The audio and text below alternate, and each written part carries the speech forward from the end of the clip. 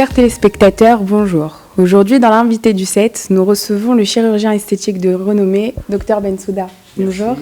Merci.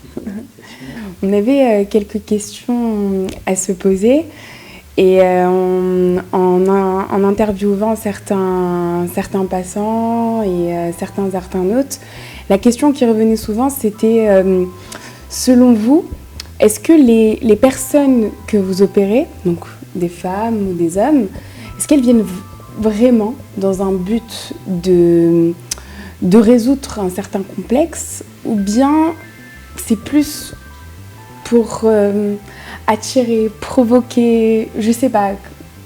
Qu'est-ce que vous en pensez ? Écoutez, la majorité des patientes, parce qu'en général c'est des patientes, je dirais 80%, 85% c'est des femmes. Donc la majorité des patientes qui s'adressent à nous, généralement c'est dans un but purement esthétique, pour améliorer un problème, une gêne, mais pouvant parfois aller jusqu'à un véritable complexe. Ces femmes-là viennent pour se sentir mieux dans leur peau, pour avoir plus confiance en elles, et généralement ça marche très bien. Mais dans certains cas, on sait qu'il y a des patientes qui viennent dans un but pour provoquer, donner, attirer les gens autour d'elles. Donc on sait très bien dans quel but. Et dans ces cas-là, il faut faire très attention parce que il ne faut pas suivre toutes les demandes. Il faut savoir dire non, parce que quand on fait une chirurgie esthétique, quand elle est bien faite, elle ne doit pas se remarquer. On ne doit pas savoir que la personne a subi une opération esthétique. Et quand on vient pour que ça soit provoquant et visible et vulgaire, je dis toujours non. En quelque sorte, on a remarqué que dans notre pays, donc au Maroc, c'est vrai que la chirurgie esthétique, on va plus la retrouver pour une certaine classe sociale. Donc, c'est pas tout le monde qui peut avoir recours. Par exemple, dans les pays étrangers, on va retrouver des aides sociales pour les personnes qui ont des problèmes de dos, pour beaucoup de choses. Ici, il n'y a pas vraiment une cellule qui est encore mise en place. Est-ce que vous pensez qu'il est temps pour l'État de réagir et de peut-être mettre une certaine cellule pour des personnes qui ont vraiment de vrais complexes ? Toutes les classes sociales devraient bénéficier de cette chirurgie. Ce n'est pas une chirurgie de luxe aujourd'hui. On sait que toutes les classes peuvent souffrir d'une dysmorphie, d'un complexe. Ça ne touche pas que les gens aisés.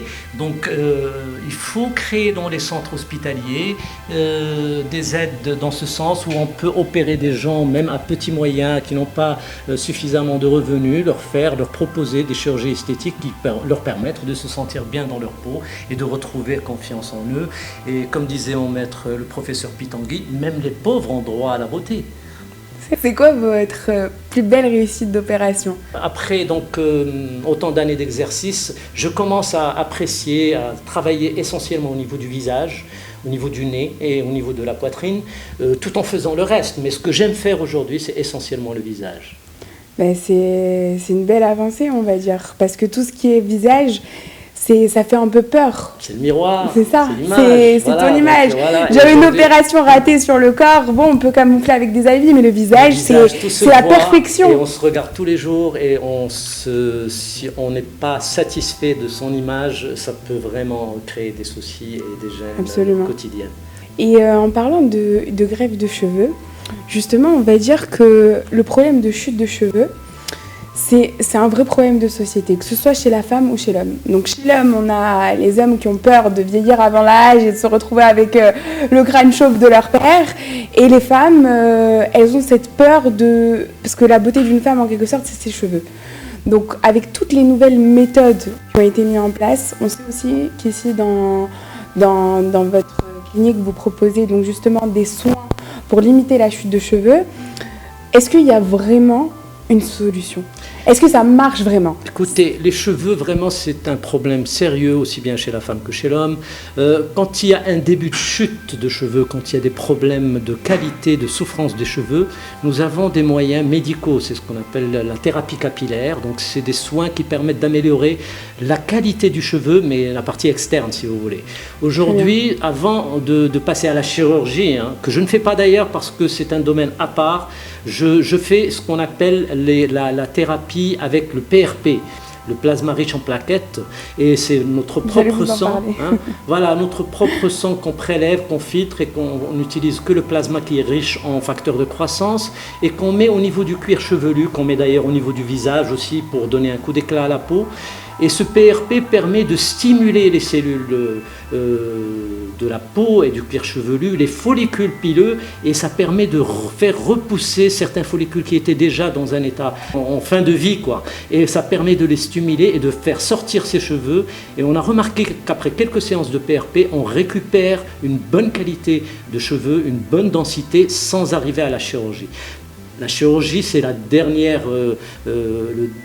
étape, si vous voulez, une fois qu'on a perdu ses cheveux. Mais avant d'arriver à ce stade, aujourd'hui, avec le PRP, avec la thérapie capillaire, on arrive à récupérer ce qu'il y a et à stimuler les follicules pileux. C'est une hyper bonne nouvelle. Mais il faut le faire assez tôt et il faut le faire régulièrement. Donc, en fait, il faut prendre le problème dès qu'il arrive. C'est pas attendre voilà, que ce soit trop tard. Que ça chute définitivement et là on passe à la chirurgie. Aujourd'hui, on fait des choses avant d'arriver à la chirurgie. Je vais vous poser une question. C'est quoi la chirurgie, l'avancée chirurgicale en quelque sorte, qui vous a le plus surpris au cours de ces 10 dernières années? Écoutez, depuis je dirais 10-15 ans, on a découvert l'effet bénéfique de la graisse. Pourquoi la graisse? Parce que la graisse contient des cellules souches, c'est-à-dire des cellules au stade embryonnaire. Et quand on utilise cette graisse, elle permet non seulement d'augmenter un volume ou d'améliorer une forme, mais aussi d'améliorer la qualité de la peau, parce que ces cellules souches agissent au niveau de la peau et peuvent la rajeunir et l'améliorer. Donc, la nouveauté cette dernière décennie, c'est la lipostructure ou le lipofilling. Avant, quand on faisait une liposuction, on jetait des litres et des litres de graisse. On ne savait pas que c'était aussi bénéfique. Aujourd'hui, on ne jette plus un gramme. C'est une véritable matière première, je dirais, pour le chirurgien plasticien. Il est inconcevable de faire une opération aujourd'hui esthétique sans penser à l'utilisation de la graisse pour améliorer le résultat. Quand on fait un lifting du visage, on met toujours de la graisse pour redessiner certains endroits qui ne peuvent pas être améliorés par le lifting. Quand on met une prothèse au niveau des seins, la prothèse ne règle pas tous les problèmes. L'apport de la graisse, l'apport de cette injection de graisse en plus de la prothèse nous permet d'avoir un sein naturel et très peu visible sur le plan chirurgical. Je dirais l'apport le plus important aujourd'hui, c'est essentiellement au niveau des fesses. La graisse nous permet de redessiner une silhouette, hein, des hommes, des femmes qui n'ont pas de fesses, qui ont des fesses plates. On arrive à enlever la graisse d'un certain endroit et de le remettre ailleurs et ça nous permet de retrouver une jolie silhouette. Bien sûr, tout en restant dans le naturel, l'harmonieux. Il ne faut jamais faire des choses où on déforme. Je reviens à la question, je reviens à la question de départ. Il ne faut pas faire des choses pour attirer, provoquer. Parce qu'aujourd'hui, il y a beaucoup de demandes quand on demande des fesses à la Kardashian. Voilà. Donc moi, je n'aime pas ce genre de choses. Je fais des choses beaucoup plus discrètes qui ne se remarquent pas. Quand on me demande des choses un peu trop poussées, je refuse. Donc j'espère que toutes vos réponses, elles aideront nos téléspectateurs. Et en tout cas, elles nous ont appris beaucoup de choses sur vous, sur votre personnalité. Et voilà, on était très heureux de vous rencontrer en tout cas. Merci beaucoup. Merci à vous et bonne chance pour cette TV francophone. Merci, au revoir.